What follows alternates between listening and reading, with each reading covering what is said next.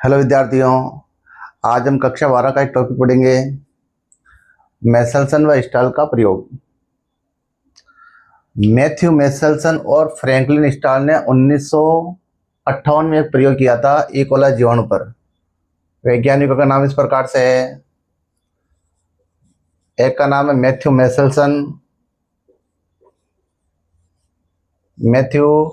Meselson और दूसरे वैज्ञानिक का नाम है फ्रैंकलिन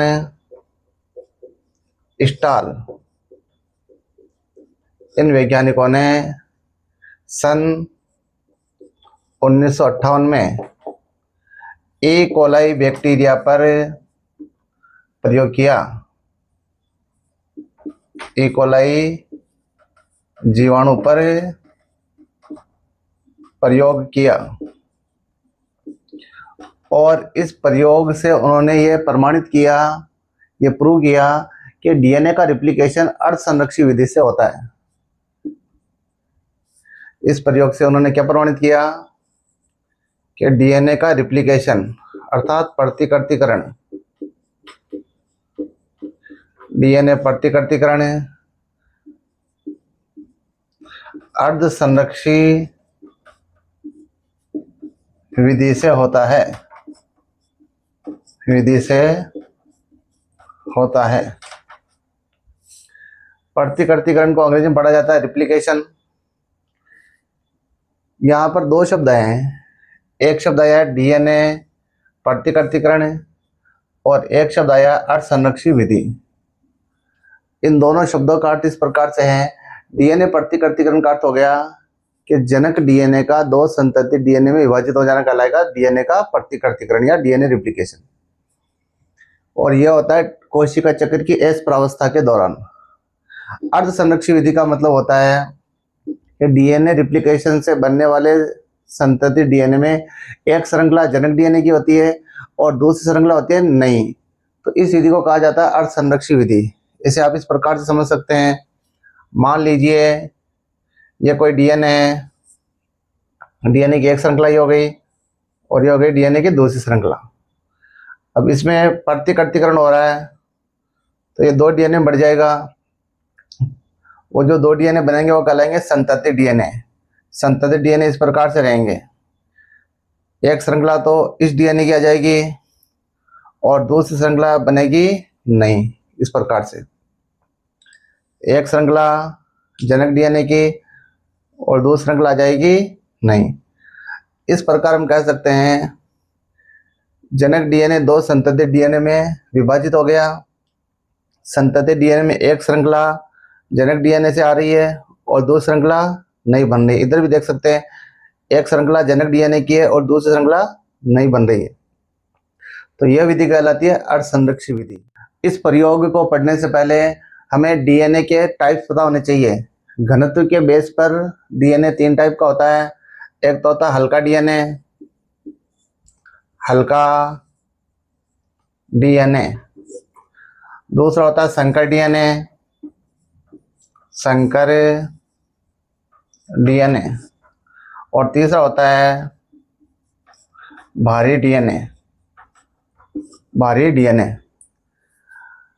हल्का डीएनए उस डीएनए को कहा जाता है जिसकी दोनों श्रृंखलाओं में नाइट्रोजन 14 मौजूद हो। यानी इस प्रकार से जैसे एक श्रृंखला इसमें भी नाइट्रोजन 14 और इसके साथ में जुड़ी हुई दूसरी श्रृंखला में भी नाइट्रोजन 14 हो।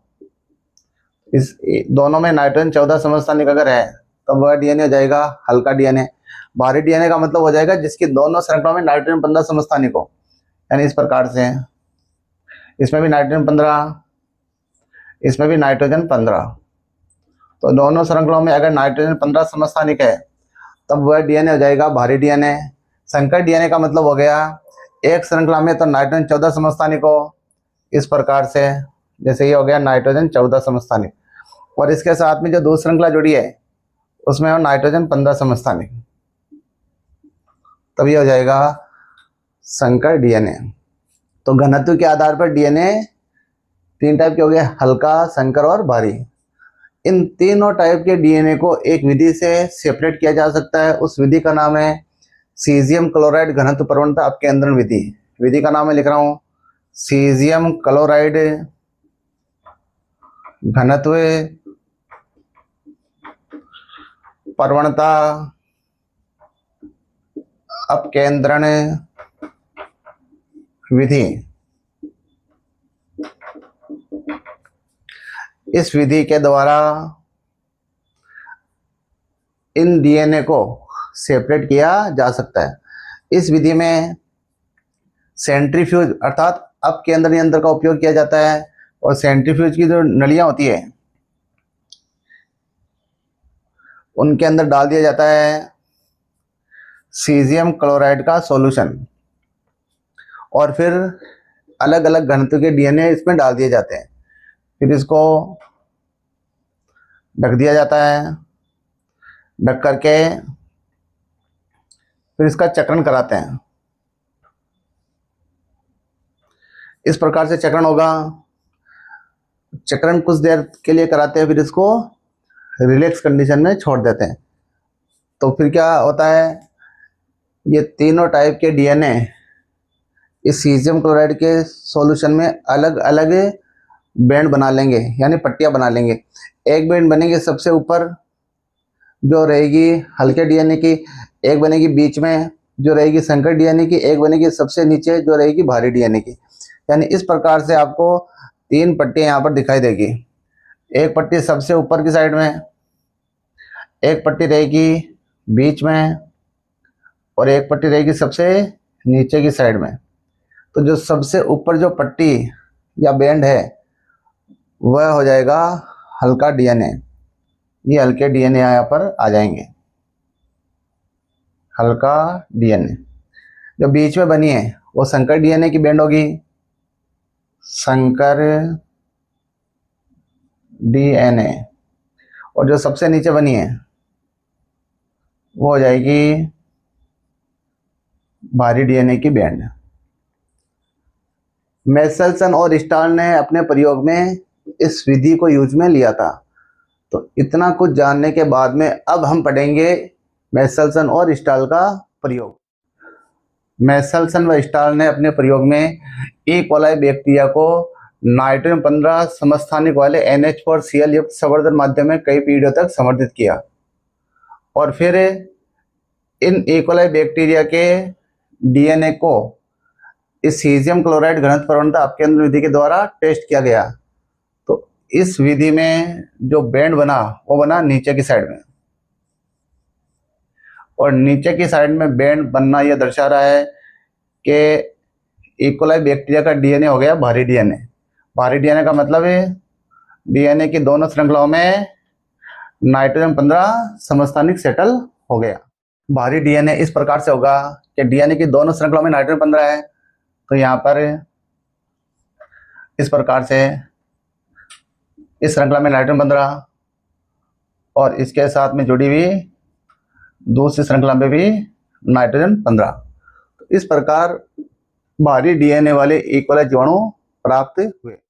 इसके बाद इन भारी डीएनए वाले ई कोलाई जीवाणुओं को इस संवर्धन माध्यम से दूसरे संवर्धन माध्यम में ट्रांसफर किया और इस संवर्धन माध्यम में NH4Cl जो है उसमें नाइट्रोजन का 14 समस्थानिक है। तो इस संवर्धन माध्यम में इन ई कोलाई जीवाणुओं को ट्रांसफर किया।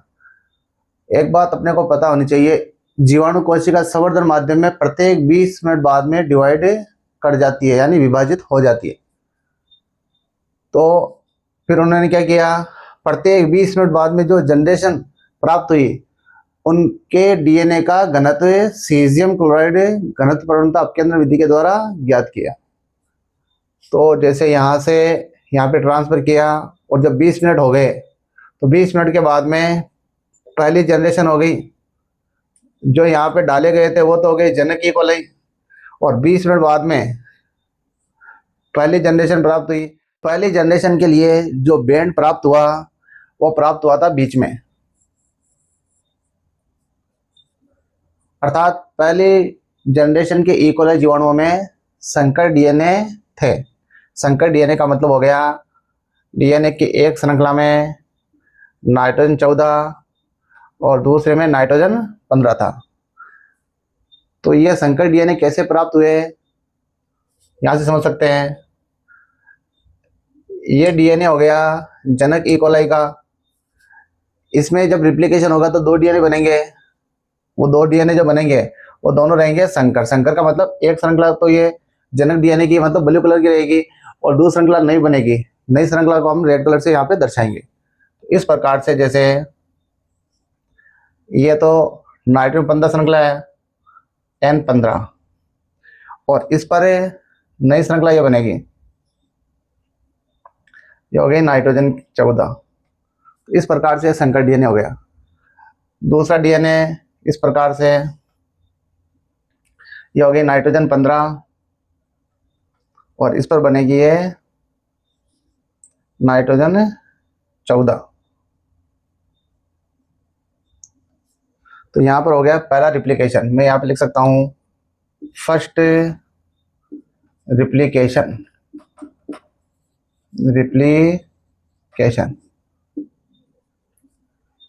तो फर्स्ट रिप्लिकेशन से संकर डीएनए प्राप्त हुए।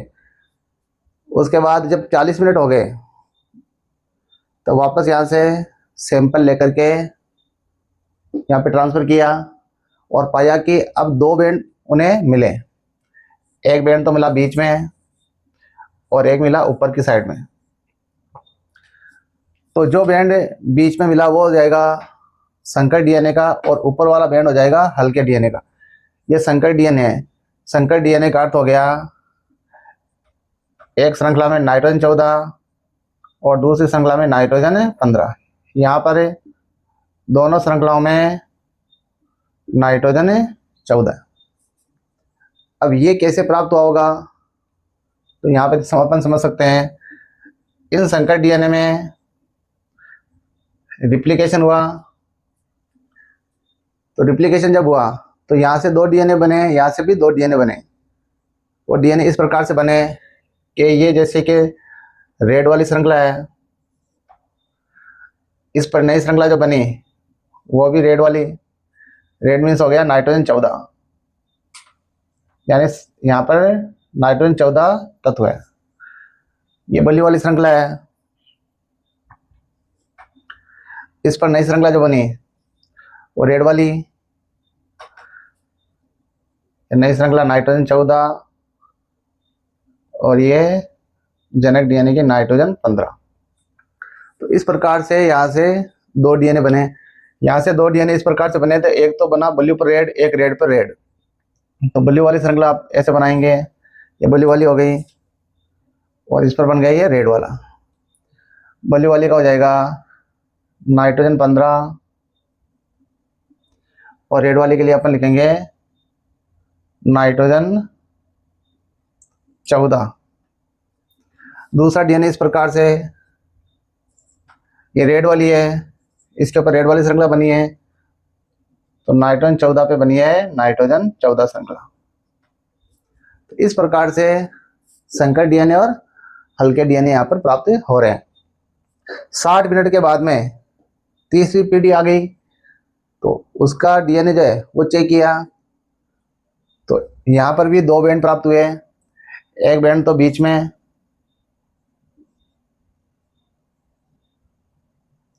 और एक बैंड प्राप्त हुआ ऊपर की साइड में।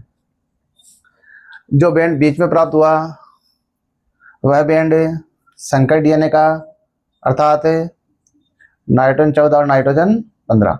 जो ऊपर की साइड में बैंड प्राप्त हुआ वो हो गया हल्के डीएनए का, नाइट्रोजन 14 और नाइट्रोजन 14। तो ये बैंड कैसे प्राप्त हुए? तो इन डीएनए में रिप्लिकेशन से नए डीएनए बने। तो यहाँ से दो डीएनए बने, यहाँ से भी दो, यहाँ से भी दो, यहाँ से भी दो। तो इस प्रकार से डीएनए बने। तो यहाँ से जो डीएनए बनेंगे वो बनेंगे दोनों के दोनों रेड टाइप के। तो यहाँ से बनने वाले डीएनए मैं इधर बना रहा हूँ, जैसे ये रेड है, इसके ऊपर रेड बनेगी। जैसे दूसरी रेड है तो इसके ऊपर भी रेड ही बनेगी। तो इस प्रकार से यहाँ से दो डीएनए इस प्रकार से प्राप्त हुए नाइट्रोजन 14 वाले। तो नई श्रृंखला जो बन रही है वो बन रही है नाइट्रोजन 14 वाली। यहाँ से ये जो रेड वाली है, ये रेड वाली इस पर है, ये रेड वाली बन गई नाइट्रोजन 14, नाइट्रोजन 14। ये ब्लू वाली है, इस पर नई श्रृंखला बनेगी तो रेड वाली हो गई। तो यहाँ पर आप लिखोगे नाइट्रोजन 14 और नाइट्रोजन 15। तो इस प्रकार से ये डीएनए तो बन गए इससे। अब इससे जो डीएनए बनेंगे वो इस प्रकार से बनेंगे कि ये ब्लू वाली श्रृंखला है, इस पर ये रेड वाली हो गई, ब्लू वाली को लिखेंगे नाइट्रोजन 15, रेड वाली को लिखेंगे नाइट्रोजन 14। ये जो रेड वाली है इस पर रेड वाली बनेगी इस प्रकार से, नाइट्रोजन 14, इस पे बनेगी नाइट्रोजन 14। तो इस डीएनए से ये दो डीएनए प्राप्त। अब ये वाला जो डीएनए है इसमें दोनों रेड है तो रेड के ऊपर रेड ही बनेगी। तो इस प्रकार से ये जैसे ये रेड है तो इसके ऊपर नई जो बनेगी वो रेड। तो दोनों श्रृंखला में हो गया नाइट्रोजन 14, नाइट्रोजन 14। ये दूसरी वाली है, इस पर ये बनेगी नाइट्रोजन 14 पे नाइट्रोजन 14। तो इस प्रकार हम देख सकते हैं ये डीएनए आ रहे हैं। तो यहाँ पर संकर डीएनए आ रहे हैं 2, बाकी 6 आ रहे हैं हल्के डीएनए। यहाँ पर भी संकर डीएनए 2 है, यहाँ पर भी संकर डीएनए 2 ही है। अब अगर 60 मिनट के बाद में अगर बात करें 80 मिनट बाद की, 80 मिनट बाद में क्या होगा? तो 80 मिनट बाद में यहाँ से 2 डीएनए बनेंगे, वो दोनों हल्के रहेंगे। यहाँ से भी 2 बनेंगे वो हल्के, यहाँ से भी 2 बनेंगे वो हल्के। यहाँ से जो 2 बनेंगे उनमें एक रहेगा हल्का, एक रहेगा संकर। यहाँ से 2 डीएनए बनेंगे तो एक हल्का और एक संकर। यहाँ से 2 डीएनए तो दोनों हल्के, यहाँ से भी 2 तो 2 हल्के, दोनों हल्के, यहाँ से भी दोनों हल्के। तो यहाँ पे भी आप देख सकते हो ये जो 8 डीएनए इनसे बन जाएंगे 16 डीएनए, और वो जनरेशन हो जाएगी 4th जनरेशन। तो 4th जनरेशन में आप हल्का और डीएनए का अनुपात निकाल सकते हो। तो 2 तो संकर और बाकी 14 हल्के डीएनए हो गए, तो 14:2 यानी 7:1। यहाँ पे आप निकाल सकते हो हल्के तो आ रहे 6, संकर आ रहे 2, तो 6:2। 6:2 का मतलब हो गया 3:1। तो हल्के और संकर का अनुपात आ गया 3:1। यहाँ पर 2 हल्के 2 संकर, तो हल्का अनुपात संकर आ जाएगा 1:1। संकर डीएनए 2 ही चलते रहेंगे। अगर इसके बाद 5वीं जनरेशन निकालेंगे तो उसमें भी संकर डीएनए 2 ही आएंगे, 2 के अनुपात में आएंगे, ठीक है। तो इस हिसाब से चलता रहेगा। तो अब यहाँ पे देख रहे हैं कि ये जो संकर डीएनए है, इन संकर डीएनए में ये जो नाइट्रोजन 15 श्रृंखला है ये इस जनक डीएनए की है, और नाइट्रोजन 14 जो श्रृंखला है वो नहीं है। संकर डीएनए में एक श्रृंखला तो जनक डीएनए से आ रही है और दूसरी श्रृंखला आ रही है नहीं। तो इस आधार पर हम कह सकते हैं कि डीएनए का जो रिप्लिकेशन है वो अर्धसंरक्षी विधि से होता है। अर्थात डीएनए रिप्लिकेशन से बनने वाले संतति डीएनए में एक श्रृंखला जनक डीएनए की होती है और दूसरी होती है नहीं। जैसे यहाँ पे नाइट्रोजन 15 वाली जनक डीएनए की हो गई, नाइट्रोजन 14 वाली नहीं हो गई। तो इस संकर डीएनए के आधार पर मेसलसन और स्टेल ने बताया कि डीएनए का रिप्लिकेशन अर्धसंरक्षी विधि से होता है।